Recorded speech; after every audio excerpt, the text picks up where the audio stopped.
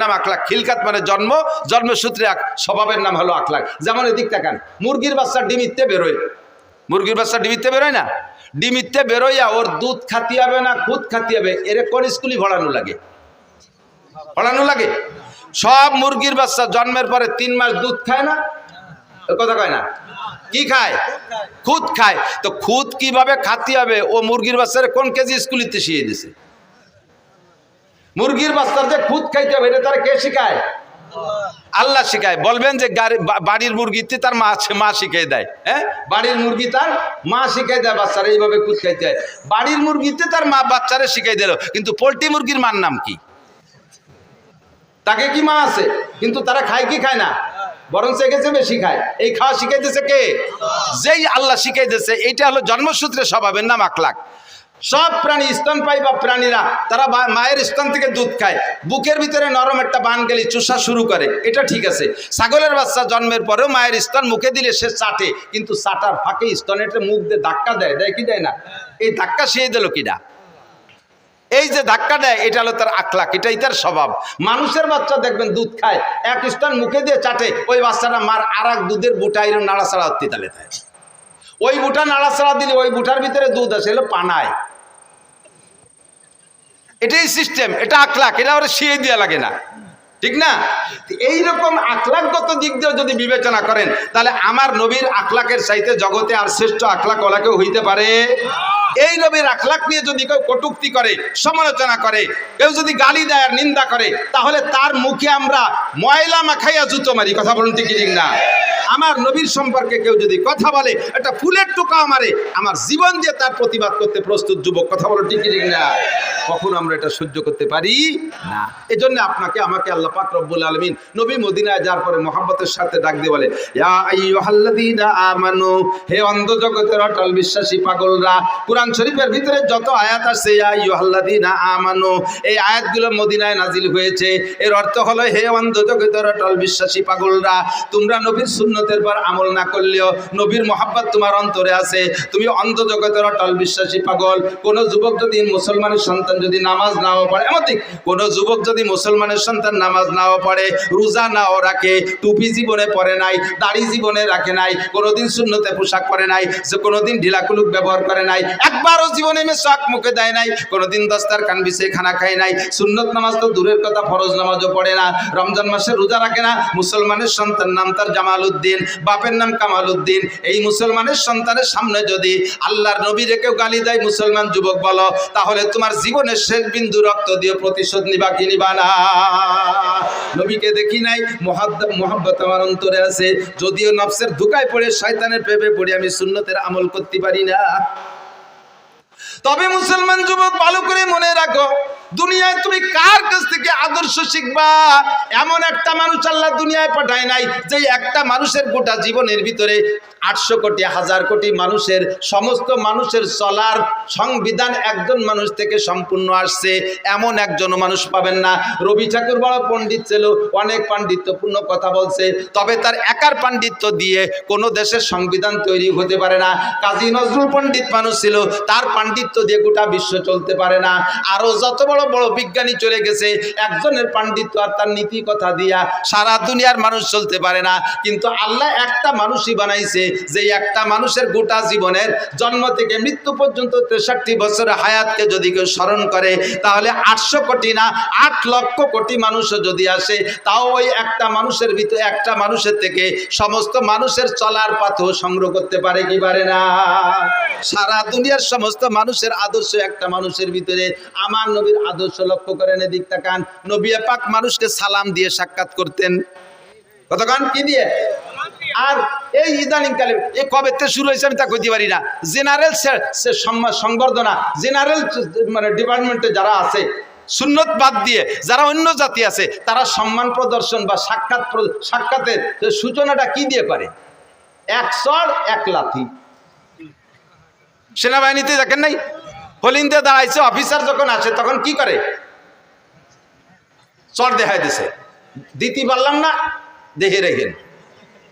এরপরে গুম করে একটা লাথি মারে, কই লাথিটাও দিতে চাইছিলাম তা পারলাম না, এই জন্য মাটিতে দিলাম। 1 চড় 1 লাথিতে সম্মান প্রদর্শন, সাক্ষাৎ, এটা কোন আদর্শ হতে পারে? আমার নবীর আদর্শ আফসুস সালাম সাক্ষাৎ হবে কি দিয়া? জোরে বলেন কি দিয়া? আরে কন্যা কি দিয়া?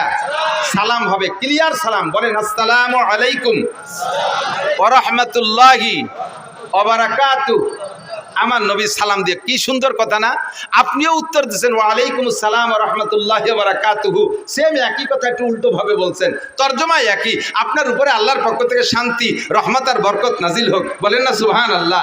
আমিও বলছি, আপনিও বলছেন। হুজুর বলেন আফসুস সালাম, বাপে ছেলেরে সালাম দাও, স্বামী স্ত্রীকে সালাম দাও, স্ত্রী স্বামীকে সালাম দাও, সন্তানরা আব্বারে সালাম দাও, দাদায় নাতিরে সালাম দাও, নানায় নাতিরে সালাম দাও, উস্তাদ ছাত্ররে সালাম দাও, ছাত্র উস্তাদরে সালাম দাও, চাচায় ভাতিজাকে সালাম দাও, সবাই সালামের প্রচলন দাও। তার মানে দোয়ার প্রচলন দাও। এত মানুষ যদি একে অপরকে দোয়া করে, আসমান থেকে রহমত আর বরকত নাজিল হইতে বাধ্য। পদ্ধতিটা কত সুন্দর না? এরপরে আসেন একটু সাক্ষাতের একটু মুসাফা করেন, হাতে হাত মিলিয়ে সুন্দর করে একটা জাকি দেন। আমার নবীর আদর্শ, হাতে হাত দিয়ে মুসাফা করে হাতে জাকি দিলে নবী বলেন হাতের থেকে সমস্ত সগীরা গুনাহ ঝরে পড়ে যায়। জাকিটা মাইপে জুবিয়ে দেবেন, আবার বেকায়দা জাকি দেবেন না। পাগলা 7 ফুটে জুয়ন একটা আমার মতো দুর্বল মৌলবীরা যদি হাত ধরেন খোট টান দেয়, তাহলে গোড়াইতে খুলিয়ে যাবে না? এ সিস্টেম না। হালকা করে এমন জোরে দেবেন না যে হাতের আঙ্গুলগুলো কলকল করে ভেঙে যায়। সুন্দর করে ভদ্রতার সাথে। আবার অনেকে মুসাফা করে এরকম আঙ্গুলির মাথায় দিয়ে, এটা মুসাফা হয়নি। দুইজনের বৃদ্ধাঙ্গুলের গোড়া এক জায়গায় মিশে যাবে, এভাবে সুন্দর করে হালকা করে একটু মৃদু চাপও দেবেন, হালকা একটা জাকি দেবেন মোহাব্বতের সাথে। সবচেয়ে সুন্দর 2 হাত দিয়ে করা, আপনারও 2 হাত, তারও 2 হাত। আর করোনার পরে তো মুসাফা হয়ে গেছে বক্সিং, দেখছেন না? বক্সিং দিয়ে মুসাফা হয়। বক্সিং হাতে না দিয়ে না হে দেওয়া উচিত। হাতের মধ্যে করোনা ঢুকছে, শয়তানি যত আইসে গেল না কয়ে পারি না। করোনার সময় সুয়াইসে বানাইছে করোনারে। একজনের সাথে একজন কথা বলতে গেলে দূরত্ব বজায় রাখতে হবে। মুখের শ্বাস আর একজনের মুখের ভিতরে চলে গেলে তার ভিতরে নাকি করোনা চলে যায়। আল্লাহর রহমতে করোনার বছর প্রত্যেক দিন আমাদের মাহফিল ছিল। একই মাইকে 5-6 জন বক্তা আমরা ওয়াজ করে গেছি। আমি কথা বলতেছি, হালকা হালকা থুকও ছিটতেছে, ওর মধ্যে যাচ্ছে, শ্বাস যাচ্ছে। আমার পরে আর একজন আসতেছে, প্রায় 500 বক্তার সাথে করোনা সিজনে ওয়াজ করলাম। এর একজনের কি করোনা ছিল না? তো ওর মধ্যে তো আমার নাহের মধ্যে করোনা গেল না। এত করোনা আসে কোন জায়গাতে? সম্পূর্ণ মিথ্যে কথা। স্কুল কলেজ ইউনিভার্সিটি সব বন্ধ করে দিয়েছিল, কেজি কিন্ডারগার্টেন সব বন্ধ, আমাদের মাদ্রাসাগুলো খোলা ছিল। আর মাদ্রাসা খোলা থাকার কারণে কেজি স্কুল প্রাইমারি বন্ধ হওয়ার কারণে ওই সময় ওরা তো যাইতে পারতেছে না, পোলাপান ঠেলিয়ে সব মাদ্রাসায় দিছে। বাড়ি থাকে স্কুলে 5-6 ঘন্টা থাকে, মা বাপ কিছুক্ষণ বিরত থাকে। আর স্কুল বন্ধ, সব বাড়ি থেকে আটা আদাও চানাচুর খাবো, আব্বা আটা আদাও মামা খাবো, আম্মা আটা আদাও বড় মামা খাবো, এ নানা খাবো দাদা খাবো। এ খাতি খাতি মার আসল সব, বাপের পকেট শেষ। দায়িত্বে কয় দেওয়া যে আশেপাশে মাদ্রাসা খোলা আছে নাকি, এ তোর বাড়ি রেখে টিকতে পারতেছি না। দাইবে এসে মাদ্রাসায় দিয়েছে, মাদ্রাসা ওভারলোড হয়ে গেছে। মাদ্রাসার ঘরের জায়গা কম, ছাত্র বেশি, সুতি দেবো কোন জায়গায়, কিভাবে রাখবো? ইলিশ পাইলিং জেলখানার মতো ক্যাসিং দিয়ে ঠ্যাঙের মধ্যে পা উড়িয়ে দিয়ে একটার সাথে একটা মিশাই কাজ করে ঠাইসে পাড়াইয়ে গাদায় ছোঁয়াই তুইছি। একটা নাকের নিঃশ্বাস বেরোইয়া আর একটা নাক দিয়ে পিছন দিয়ে বার হয়ে গেছে, তবু আল্লাহর মধ্যে করোনা হয়নি। কতক্ষণ ঠিক না? বয়তে যারা ডবল মাছ ঠুসি পড়ছো তারাই করোনায় মরছো। ইসলাম, আল্লাহ নবী বলেন ইসলামের মধ্যে সোয়াইসে বলতে কিছু নাই, ইসলামের মধ্যে লক্ষণ বলতে কিছুই নাই। সোয়াইসেও নাই, লক্ষণও নাই। রাতের বেলা লক্ষণ রে ভয় পায়। রাতের বেলা বুতুম পাখি ডাকে, আদওয়া হাম এরকা হাম বুম। বুতুম পাখি ডাকলে ওই আরবে প্রথা ছিল, বিল্ডিংয়ের ঘরের উপরে ছাদের উপরে কুক কুক করে ডাকলে কার জন্য আগা ফাদা হবে না, রোগ ব্যাধি হবে। কইতো না এরকম? এখনো গ্রামাঞ্চলে তো এই প্রথা চালু আছে। আদৌ বিশ্বাস করবেন না, সে ডাকতেছে রাতের বেলা, সে জিকির করে, কুকু করে জিকির করে। আর আপনি যদি কন যে ও রোগ ব্যাধি ডেকে আনতেছে, তো জিকির করবে কি? আপনি তো না হেতেল যে ঘুমাইছেন, ও তো একটু জিকির করে। তাও যদি আপনার রোগ আনে তাহলে আনলি আনা। কাউরা বাড়ির মধ্যে ডাকতে ডাকতে গেছে, কি যেন দুঃসংবাদ দিয়ে গেল। তা কাউ বাড়ির মধ্যে ডাকতে ডাকতে কি করে কা করে ডাকছে না? তা কাউ কি কাকা ছাড়া আর কি কোরআন শরীফ পড়তে যাবে? তুমি মুসলমানের জীবনে আলহামদুলিল্লাহ পারো না, আর কাউরে দিয়ে কোরআন শরীফ পড়াচ্ছ। আর সে ডাকলি তোকে যদি গজব আসে তা আসুক, কিছু মনে করো না, এগুলো কিছুই না। ইসলাম যা বলতে চাইছি, এই সেই শেখে শুরু হয়েছে বক্সিং দে মুসাফা। এটা সম্পূর্ণ সুন্নতের খেলাফ। মুসাফা করবেন নিয়মতান্ত্রিক।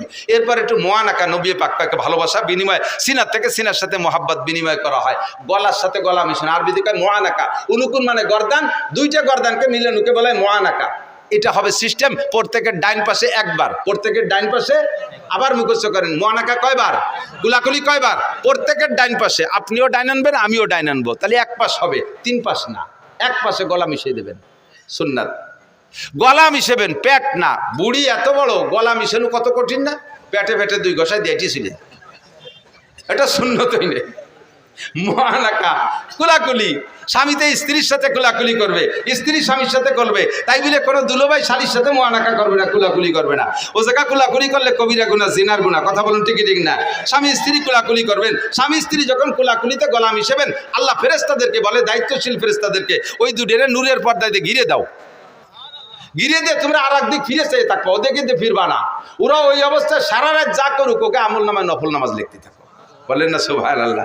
নবী পাকের আদর্শ সব জায়গায় সুন্দর না অসুন্দর? আমার এক হিন্দু ভক্ত আছে, অনেক হিন্দু ভক্ত আছে। ওই হিন্দু ভক্তরে কইলাম, আমাদের ইসলাম তো সব জায়গা আছে, আমি একটা কয়ে দিতে পারি, যেখানে হাত দেবো সেই জায়গায় ইসলাম। সব জায়গায় দোয়া কালাম আছে, আছে না নাই? স্বামী স্ত্রী মিলনের আগেও দোয়া আছে না নাই? আল্লাহুম্মা জান্নিবনা শায়াতিন ওয়া জান্নিবিশ শায়াতিনা ফিমা রাযাকতানা। এসে গেলে একটু বলে যাই, মানুষে যখন স্বামী স্ত্রী মিলনে যায়, তখন চরিত্রহীন শয়তান ওই পুরুষের সাথে ওই একসাথে মিলনে শরীক হয়ে যায়। তখন পুরুষের বীর্যই গর্ভধারণ করবে, কিন্তু শয়তান বা জিন যদি একসাথে করে, তাহলে ওইটার সাথে ওই শয়তানের কিছু আসর থাকার কারণে ওই বাচ্চাগুলো রক চড়া হয়, মিজাজি হয়, একটু উগ্রপন্থী হয়। যেহেতু শয়তান তো গরম আগুনে তৈরি, তার কিছু প্রভাব ওর ভিতরে চলে আসে। এই শয়তানের হাত থেকে আপনার সন্তানকে পবিত্র রাখার জন্য নবী পাক দোয়া শিখে দিয়েছে। দোয়া পড়বা, আল্লাহুম্মা জান্নিবনা শায়াতিন ওয়া জান্নিবিশ শায়াতিনা ফিমা রাযাকতানা। আল্লাহ শয়তানের হাত থেকে আমাকে বাঁচাও, আর আমার যে সন্তান তুমি দিবা, এরও শয়তানের হাত থেকে বাঁচাও। এমন একটা মুহূর্ত দোয়া। বাথরুমে ঢোকার সময় আমাদের নিয়ম আছে না নাই? এগুলো সব নবীর আখলাক। আল্লাহ নিজেই বলেছেন, লাকাদ কানা লাকুম ফি রাসূলিল্লাহি উসওয়াতুন হাসানা। আমার রাসূলুল্লাহর ভিতরে গোটা মানব জাতির উত্তম আদর্শ রয়েছে। বাথরুমে যাওয়ার সময় নবীর আদর্শ, বাথরুমে বসার সময় নবীর আদর্শ, বাথরুম শেষ করার ভিতরে নবীর আদর্শ, আছে না নাই? বাইরে থাকতে একটা দোয়া, বাম পায়ে দিয়ে বাথরুমে ঢোকা, এগুলো সব সুন্নাত। আমল করলে 100 করে শহীদের সওয়াব। বলেন না সুবহানাল্লাহ? বাথরুমের মধ্যে ঢুকে কিভাবে বসবেন? বাম পায়ের উপরে ভর দিয়ে বসবেন। বাথরুমের ভিতরে যেহেতু একা একা, ও জায়গা তার সাথে কেউ নেই, লুঙ্গিটারে খুলে উপরে কোনো জায়গা বাঁধানোর দরকার হলে বাধায় ধুয়ে একটা বিড়ি নিয়ে সুন্দর করে বসবেন। পায়খানার দুমো আর বিড়ির দুমে দিয়ে একসাথে গেলবেন। নবীর সুন্নত না এটা? আর এই সুন্নতের পর আমল করলে হলে আছে না নাই?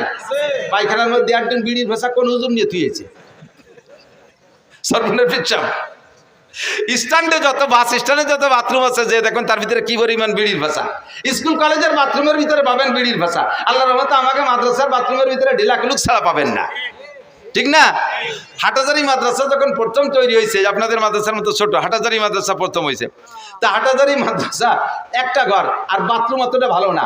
সে সময় ড্রেন কাইটা বাঁশ দিয়ে বাথরুম বানাইছে, পাহাড়ি সন্ধে বেড়া। এ তো আমরাও সেদিনকে এই তারাইল ফিকর মাদ্রাসায় পড়ছি, নাড়াই দিয়ে বেড়া দিতাম। বর্ষাকাল আসলি এই নাড়া উইতি খেয়ে ফেলাই দিত। এক পায়খানায় বসলে 3 পায়খানার মধ্যে আর কেউ বসার কায়দা ছিল না, একটা দিয়ে 3-4টে দেওয়া যাইত। দেখুন ওই বাথরুমের সংখ্যা কম, ছাত্র হয়ে গেছে বেশি। হাটাজারি মাদ্রাসা, হাটাজারি মাদ্রাসার ছাত্ররা ফজরের সময় যখন বেশি ভিড় হয়ে যায়, একসাথে চাপ পড়ে, তখন বাথরুম জায়গা না পেয়ে আশেপাশে জমিতে যে বসে পড়ে। পাশের এক জমি লাল করে ফেলাইছে রাগিয়ে, সার লাগবে না বুনে দিছে। কৃষক ওই জমিওয়ালা চাষ দিতে আইছে, গরু নিয়ে হাল্লা করে জুড়ি, ওর মধ্যে নামতে পাও দিয়ে জায়গা আছে। এখন আইসা হুজুরির কাছে গরু ওই জায়গায় দাঁড় করে তুই হুজুরে বলতে, হুজুর আইসে দেন আমার জমি কানে একটু শশী দিয়ে যা। কিভাবে নামবো? হুজুর যেতে সত্যি বেকায়দা। হুজুর বলেন যে তো ঘটনা কি, তো তুমি আমাকে পর খেপছো কেন? সব আপনার হুজুররা পায়খানা করছে। হুজুর পায়খানার গায়ে কি হুজুর লেখা আছে? এদেশের গ্রামের মানুষও তো আঁকতে পারে, তোমার সাথে জ্ঞানদাম থাকলে তারা হচ্ছে তোমার জমি নষ্ট হচ্ছে। তুমি আমার তালবি আলিমকে দোষ দাও, না হুজুর তালবি আলিমরাই পায়খানা করছে। আলামত হলো প্রত্যেক পায়খানার সামনে 3-3টে কুলুক। পাবলিকে ও কাম করে না, এই কুলুক দিয়ে বুঝছি না, ঢিলা দেখে বুঝছি না হুজুররা পায়খানা করছে। হুজুর কয় আলহামদুলিল্লাহ।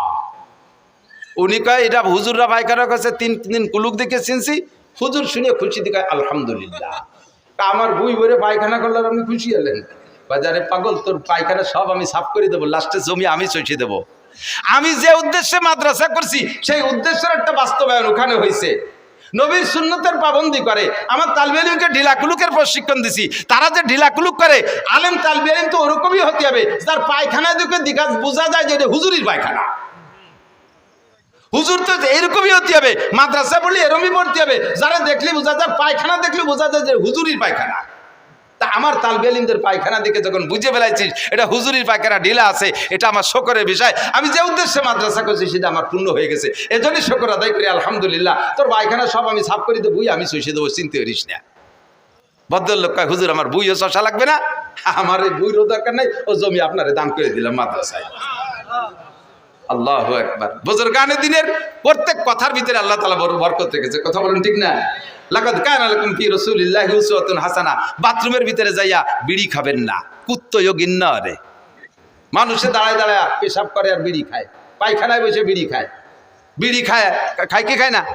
কুত্তয় আল্লাহরে কয় যে আল্লাহ তুমি যে বলো মানুষ বলে আশরাফুল মখলুকাত, আমরা কুত্তরা বড় নিকৃষ্ট, আমার বংশ কুত্তর বংশের ভিতরে একটা কুত্তরে তুমি দেখাতে পারবা যে খাতি বসে আগে আর আঁকতি বসে খায়?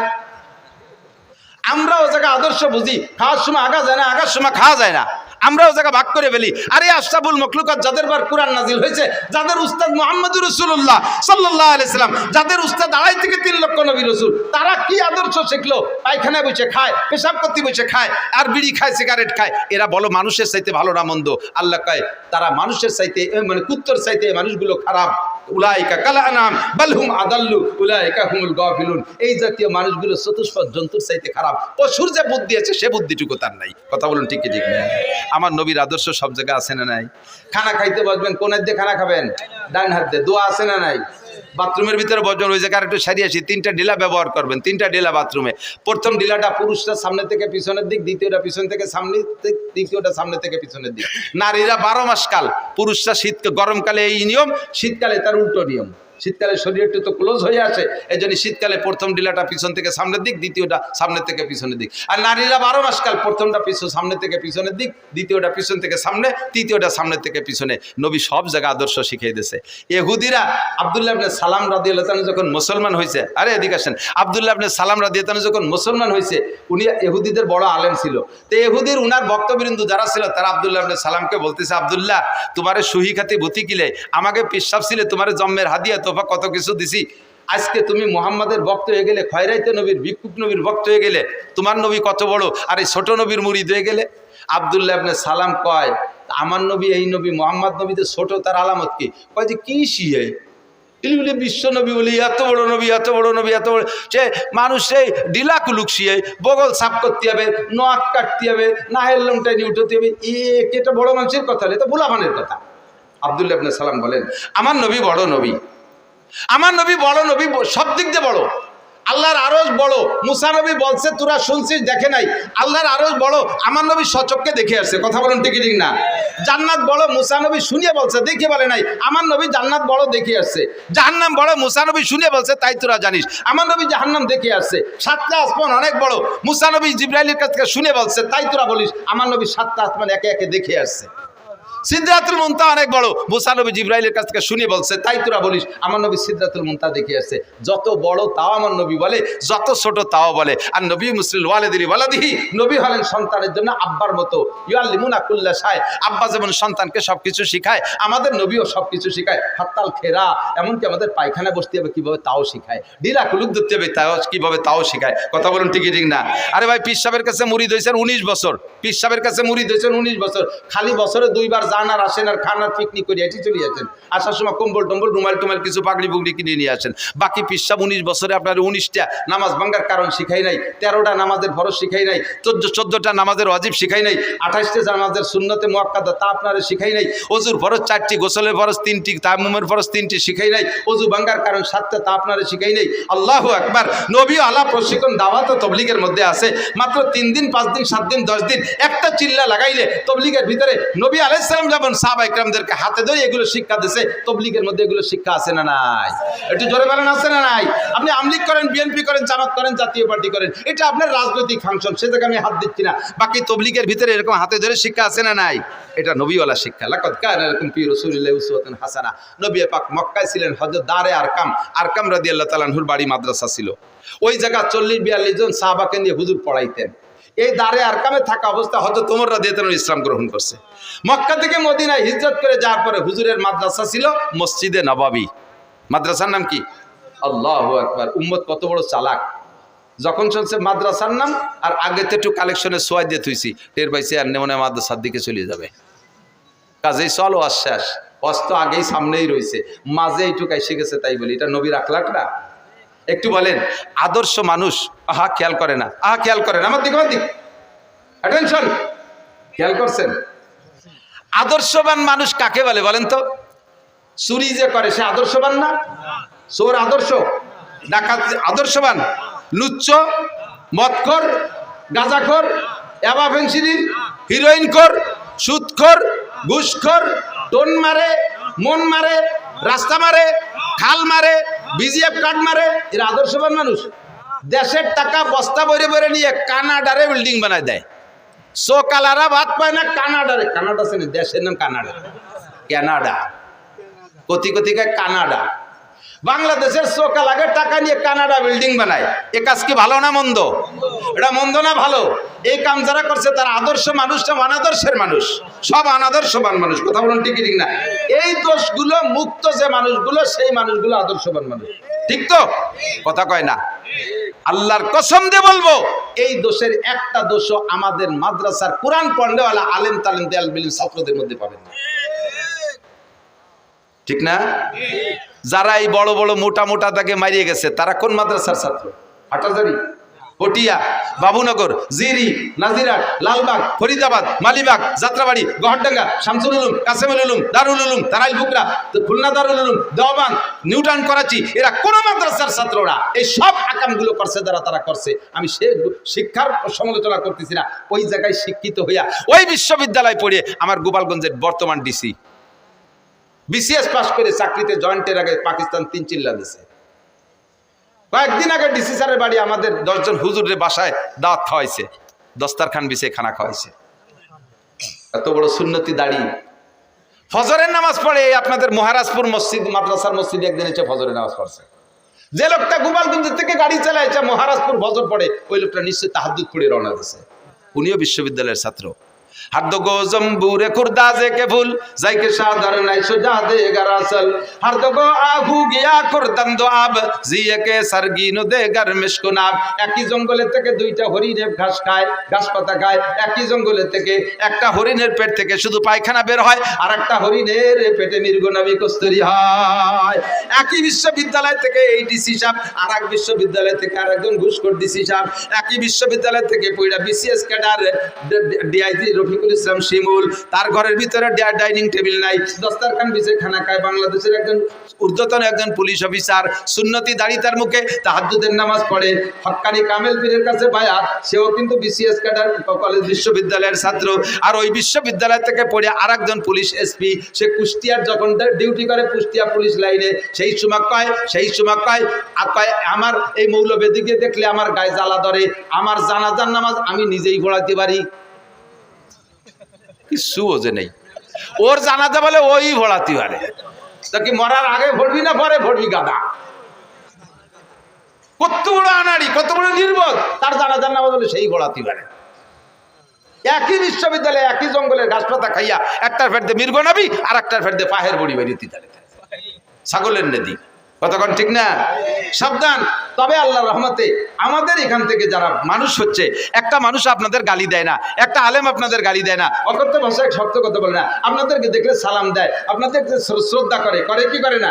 করে না বিয়াদবি করে? ওলামায়ে কিরাম বিয়াদবি করে না। খেপালি পারা শেষ সময় তো দায় ঠাইয়া একজনের কয় সন্ন্যাসী, সন্ন্যাসীকে রাগ নাই, পিছন দিয়ে যাই কুঞ্চি দিয়ে এরকম সন্ন্যাসীর লুঙ্গিটা উজলই ফেলতেছে। একবার উজলাইছে, রাগ সন্ন্যাসী রাগ অতি নিষেধ, এই জন্য রাগ হইনি। 2 বার উজলই ফেলাইছে, 3 নম্বর বার আবার উজলইছে। কারণ দিয়ে এইভাবে যদি পিছন দিয়ে লুকুঞ্চি দিয়ে বাদাইও খালি ভাষা উজলতি তাহলে তাই এই সন্ন্যাসী কতক্ষণ সন্ন্যাসী থাকতে পারে? জীবন ভরে আমাকে রাজাকার, মৌলবাদ, তালেবান, জঙ্গি মঙ্গি কইয়া পিছনের কাপড় উজলতি থাকবেন, একবার কি একটা ছাটি দিতে পারি যে? খেপাইয়েন না, সাইটি করবো না। আদব আদর্শের কারখানা মাদ্রাসা। মহিলা মাদ্রাসায় আজ থেকে মহিলা মাদ্রাসা শুরু হয়েছে বাংলাদেশে, বেশি দিন আগে না। মহিলা মাদ্রাসা শুরু হওয়ার আগে 100% মেয়েদের কোরআন শরীফ পড়া অশুদ্ধ ছিল। এখন মহিলা মাদ্রাসার মাধ্যম দিয়ে হাজার হাজার মেয়েরা মুহাদ্দিস অভিহিকওয়ালা হাদ্দাসানা পড়াইতে শিখে গেছে। মহিলাদের কোরআন শরীফ শুনলে আপনি আশ্চর্য হবেন, ওদের ব্রেন ভালো, মাত্র 1-1.5 বছরের মধ্যে হাফেজ হয়ে যাচ্ছে। আল্লাহু আকবার। আগে বোরকা পরতো, সে আগে একেবারে আগের মা বোনরা তো একটু ব্যতিক্রম ছিল, তারা তো খাস পর্দা করতো। মাঝে একটা টাইম এসে গেছিল বোরকার নামে ফ্যাশন, মশারি দিয়ে বোরকা বানায়। মশারির মধ্যে দাঁড়ালি পারা সবটা দেওয়া যায় না, তো মশারিতে বোরকা বানালি কি পর্দা হয়? হয়তো তোরে বাগাইনি মশারিতে মশাই কামড়াবে না, মশারিটা নাইছে গায়ে, দো পাইয়ে গাঁজা খা, মশার কামড়িতে বাঁচতে পারবি না। এই অনাদর্শ কুআদর্শ এগুলো বিলুপ্ত হয়েছে আল্লাহর রহমতে মহিলা কওমি মাদ্রাসার ওসিলায়, ঠিক কি ঠিক না? মহিলা মাদ্রাসার ওসিলায় আদর্শ শরীয়ত সম্মত পর্দার বোরকা মা বোনরা শিখে গেছে, মহিলারা কোরআন শরীফ পড়া শিখছে। আল্লাহু আকবার। ও দোস্ত, আগে এত মাদ্রাসা ছিল না, আল্লাহর রহমতে মাদ্রাসা বাড়ছে, আলেম ওলামা বাড়ছে।